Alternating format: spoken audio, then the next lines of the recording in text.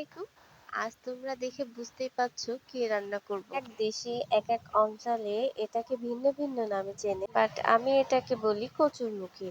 অনেক অনেক জায়গায় আবার অন্য অন্য নামে চেনে। বন্ধুরা, তোমরা কি নামে চেনো সেটা কমেন্ট বক্সে জানিও। মাছটাকে আমরা প্রথমে তেলে ভেজে নিচ্ছি, আর এটা তো আমি হলুদ ছাড়াই ভাজি, সেটা তোমরা জানো। প্রথমে কড়াইতে তেল দিয়ে তেলটা গরম করে নিয়ে এবার আমি দিয়ে দিলাম পেঁয়াজ, কাঁচা ঝাল, তারপরে দিয়ে দিলাম কচুরমুখী, তারপরে দিয়ে দিলাম লবণ স্বাদ মতো, তারপর পরিমাণ মতো হলুদ দিয়ে একটু নাড়াচাড়া করে নেব। তারপর দিয়ে দেব রসুন বাটা, দিয়ে দেব কষানো পানি।